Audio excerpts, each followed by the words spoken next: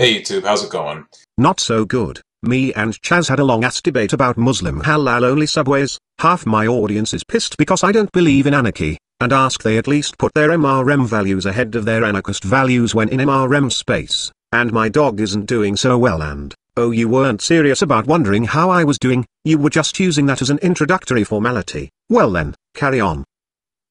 Today is another video similar to my most recent upload on the friend zone, and what I'd like to discuss today is a topic that will make me sound, no doubt, quite heretical amongst I think some MRAs out there. Just don't tell them they have to pay taxes, and you'll be alright. The only other thing I can think of that would upset the manosphere is saying the Walt. You know, when we start making claims, is within the manosphere, claims of, we see women for what they really are, or, women just, they're out to meet as many guys as they can, they're just looking for a quick fuck, and they're plastic, they're fake, this, that, whatever. I mean, hell, I'm just gonna come out and say it. Not all women are like that. God damn it, Doom, why do you have to say shit like that? Look, I am going to have to set you straight. But first, I am going to go out and get me a BLT.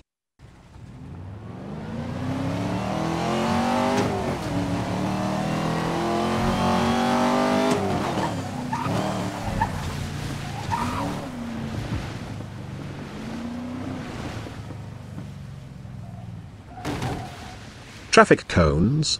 Who the fuck puts traffic cones there? Hello, and welcome to Subway. May I take your order? Yeah, I'll take a BLT. Here you go, sir, your LT. LT? I ordered a BLT. Where's the bacon? This is a halal-only Subway. It was built by the halal-only franchise option of Subway to cater to the Islamic consumers, because Muslims can't have pork. But I'm not a fucking Muslim. Why should Islamic restrictions apply to non-Muslims? Because Subway didn't want to lose business to other companies offering Muslims halal. I can make you a halal lettuce and tomato if you'd like. Well fine, let me try a halal LT, or HLT or whatever.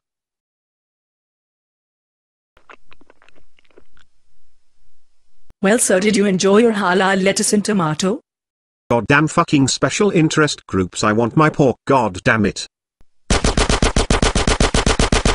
Well, that went rather well, Doom. I don't know what I am going to do about you, bud, so, continue telling me what's on your mind. I probably just pissed off a couple of people who are listening to this right now, but here's where I'm coming from.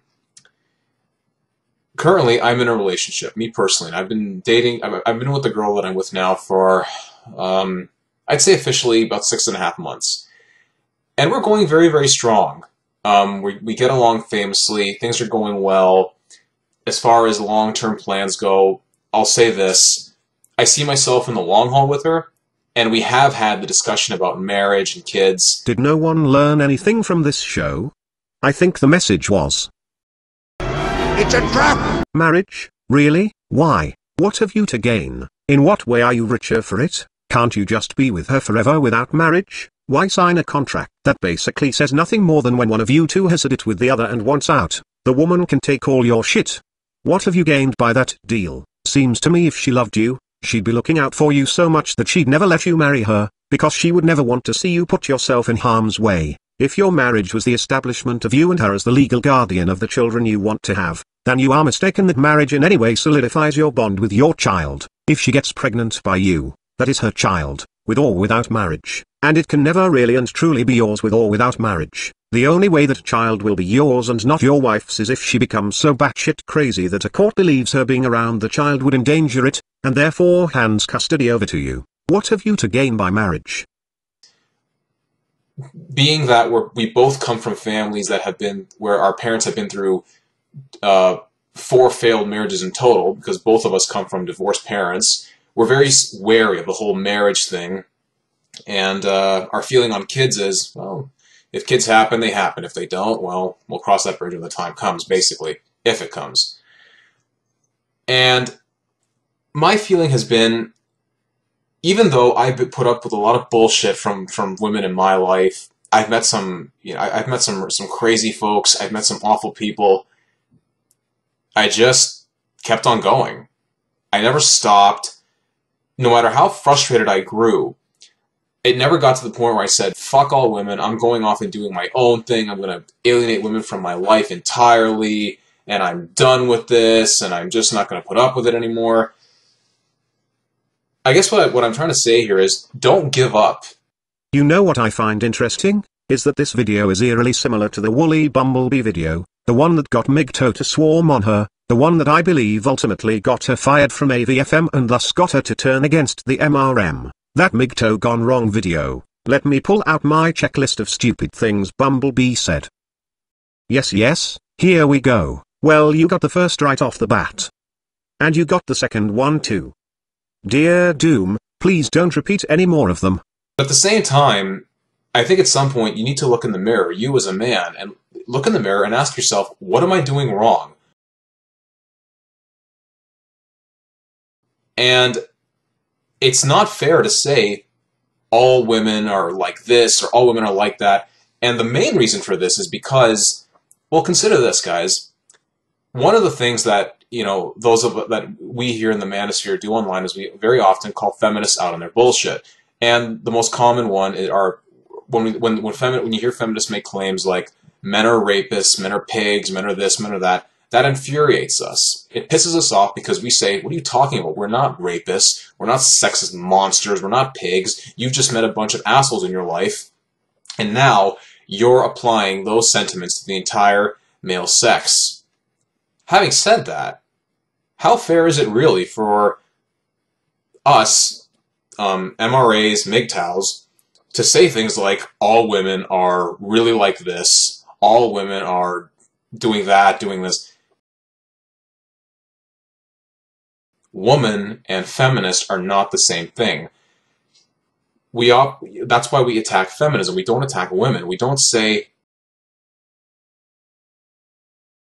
So Doom, you woke up and you just felt suicidal today. You woke up and thought, well, these points worked out so well for Bumblebee. Let me see how it works out for me. Okay, let me quickly go over these points. 1. Not all women are like that. Of course they're not, and they don't all have to be like that in order for the generalization to be true. Not everyone who smokes will die of cancer, but we still associate those things. Not everyone with depression commits suicide, but we still associate those two things. But in this case you seem to be making the argument that not every woman is going to hurt you. So if having a girlfriend is something you want, then don't be afraid to take a chance. And that's 2. Don't give up on women. Since that's the way in which you are making the no-walt argument, I am going to go ahead and let it go. Everyone, male or female, gay or straight, will suffer heartbreak, but that shouldn't discourage people from pushing forward and seeking out another relationship. However, if enough relationships went bad, really bad, it might be healthier to just walk away from the dating game, and to find something else to do with your time. It's not unusual for women to spend a few years at a time, a few different times in their life, just not dating. Why is it the end of the world if a man does this? There's this weird thing, if a woman says I am so done with dating, I am single and loving it, their friends have this yeah you go girl attitude. With guys, you say you are so done with dating you are single and loving it. People are like, you ain't chasing pussy no more. What are you, a fag? Or, oh come on man, you can't be afraid to take a chance. What is with society's insistence that men get on the pussy trail and start chasing after girls, or there is something wrong with him? He needs to be fixed. And a woman goes full-blown dyke. Most women are accepting of this. Most men are accepting, if not downright fetishizing this. But you let a man be gay, and men are not accepting. Though to be fair, women are moderately accepting of this. It just seems to me like all of society refuses to tolerate men not chasing after pussy. It makes me wonder if there isn't a subconscious collective understanding that the whole damn system, all of society, is centered on men chasing pussy, and if men ever stopped, the whole system would crumble. Oh, and when is the last time you heard a woman say not all men are like that? In a world of white knights, there isn't a pink knight to be found. 3. If you keep meeting the wrong woman, you're doing something wrong. This is a very hurtful statement to many men. This is dangerous because some men might believe this bullshit, and if they do, the translation would be you keep getting shit quality women because you are a shit quality human being. Again, this goes back to male worth being defined by women, and the sentiment is really as inaccurate as saying if you keep playing the lottery and haven't hit the jackpot yet, You are too stupid to pick the right numbers. Not all tickets are losing tickets, not all tickets are like that. I would say to these men, you have been getting shit quality women, for the same reason you have been getting losing lottery tickets. And the men that have the awesome women, you might be surprised how awesome they aren't under their outward appearance. Women who really and truly see male suffering, acknowledge male suffering, sympathize with the inequality men receive, are very rare. Just try finding a woman that admits being a man ain't easy. The difference between saying this shit to a man than to a woman is that women for the most part do the selecting. Men throw themselves at women, women turn down dick all freaking day long. It is for the most part women doing the selecting. So when a woman complains that men are jerks and losers and assholes and why oh why can't she find a good man, and you're standing there waving your hands shouting I'm right here and she ignores you and goes talking to some cocky jackass that you can tell in 5 seconds is a jerk and an asshole, you get to say to this woman it's the men you seek. They push your buttons for some reason, and feel insulted that she ignores 19 good men to get to that one jackass and then claims all men are jackasses. But men don't do the selecting. You can throw yourself at 20 women today, or 10, or 5, and you can choose what women to not throw yourself at. But selection for a man really isn't the same as for a woman. 4. We can't accuse women as a whole of something because we don't like it when the feminists do it. Depends on what you're stereotyping them for. If we can accept that there are certain behavioral differences between the sexes, then we can accept there are certain behavioral differences between the sexes. Again, this is no Walt. Women accuse men of being interested in the female sex as objects of sexual gratification. Well, this is more true than not, and more applicable to men than women, so this statement, while not all men are like that, is still a fairly accurate observation. If men accuse women of being interested in a man for his utilitarian function, while not all women are like that, is still a fairly accurate observation. If men are accusing women of being heartless and taking their husbands for everything they are worth in divorce court, this is pretty accurate. When women accuse men of being rapists, this is a thing that is so rare, it's inaccurate. Not only are not all men like that, very few men are like that. 5. Feminism is the enemy, not women. This is probably the most dangerous statement. This is the crux of what I am fighting right now. This is the single most dangerous idea being pushed around the manosphere. The notion that all we have to do is fight feminism, and fight it by voting Republican, going right-wing, just sitting around making fun of feminism long enough, and suddenly feminism will shrivel and die, and women will get back in the kitchen and make men sandwiches, and give them babies, and love and respect men like they did once upon a time before this random spontaneous ideology came out of the blue called feminism, and corrupted them. This is dangerous because so many people believe it. This is dangerous because it is based on a presumption that before feminism, women really and truly loved and respected men. Feminism is not the enemy. It sure as fuck is not an ally. It most certainly is an enemy, but it is not the problem. The enemy. If I were to say women are the enemy, it would be far more accurate but oversimplified. Our enemy is gynocentrism. It is really the combination of male disposability, misandry, gynocentrism, and what gynocentrism is, already covers male disposability and misandry. The hate women have for men was not taught to them by an ideology.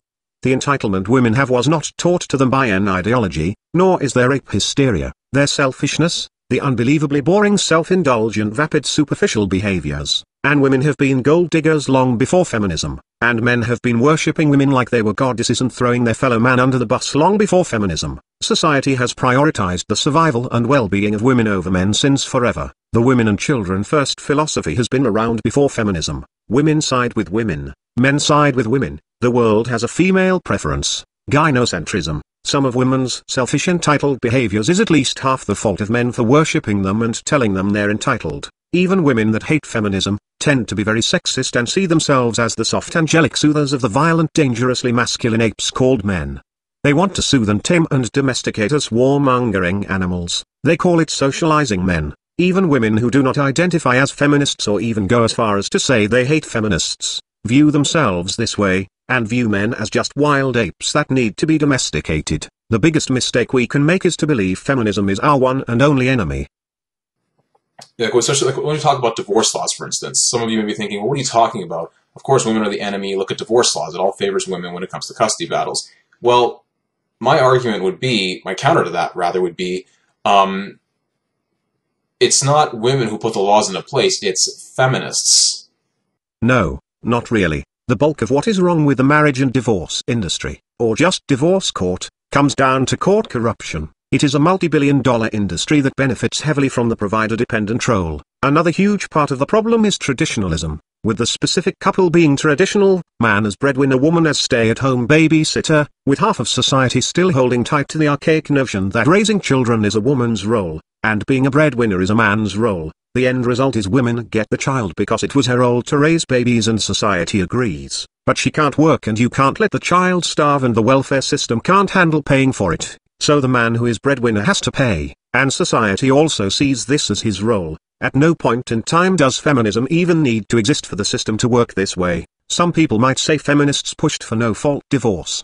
But is that even true? Maybe, but offhand I don't know that to be a fact. Besides, I'm not convinced no-fault divorce is a problem. It means when a woman is tired of your shit, she can up and leave. In some states you have to live apart for 2 years before filing no-fault, but with fault divorce, if she wants to leave you she needs to accuse you of something bad, to state it is your fault. So banning no-fault would probably raise the amount of domestic violence claims. It's like when the pro-lifers compromise and say women should only be able to have an abortion if she were raped. Well then, every woman that wants an abortion has that much more encouragement to claim her boyfriend raped her. Something tells me that wouldn't reduce abortion as much as it would inflate rape charges. Just like banning no-fault divorce wouldn't prevent as many divorces as it would jack up the DV allegations. At least with no-fault they are forced to live apart for 2 years, in some states. Now maybe there is something I am missing here, but it seems to me harping on no-fault is just the tradcon scrambling to justify why the sanctity of marriage fell apart rather than admitting it just doesn't work in this day and age. Again, maybe feminism did or didn't do a little something to tip the scales of divorce against men, but the bulk of it can't be blamed on feminism, and this is just one of many examples of feminism being the scapegoat, and the importance of why we can't treat this movement as just some anti-feminist get back in the kitchen type of movement. Now I am going to end this by saying, Doom, I still think you're a good guy. Your video seemed to be mostly geared towards dating advice, or the view of women in relation to dating. Well, I'm not concerned with handing out or critiquing dating advice. Ultimately people are free to do whatever they want, but the main reason I jumped on this was because of the feminism is the enemy statement that I am working so hard to fight. This belief that women are by their biological nature, warm, loving, caring, nurturing, selfless creatures that stand by their man and treat the male sex with the compassion and respect we deserve. Then along came feminism that fell from the sky or was put here by communists, and now our innocent angelic women have turned against us and all the injustices we face comes from this feminism. It's so much easier and happier to believe the only problem us men face is this bad idea called feminism and that it will go away if we just give enough thumbs down to it, and all will be right as rain. Now, you brought it to my attention that people were jumping on you over this video, and your observation that it seems you have to toe the MRM party line. My advice is this: if you believe something, and it's worth saying, say it. If people thumbs down the video or jump your shit, don't back down, don't pander to anyone. I think I've made it clear to my audience with the things I've said in the past and recently, I don't pander. So if you believe something, and it's important, say it. Listen to your commenters, listen to your critics, learn from them. Your critics will either change your mind, reaffirm your convictions, or at least give you a deeper understanding of the mentality of the group whose ear you have. Always speak what is in your heart, and never be afraid of pissing people off, and that includes me. I still like you, but I think you're dead wrong. But don't let that stop you from believing what you believe. In order to cut down on video time, I decided to say a few extra things in the description of the video for everyone to read if they would like. And if anyone watches this video, and it has given you a negative opinion of DoomRulz, I ask that you watch his video, because I have edited the video in a way that might make him look bad. I cut out a few things to jump straight to the point, so at least watch his video in its entirety to hear where he is coming from on all this. And for the record, I don't think Doom's a bad guy.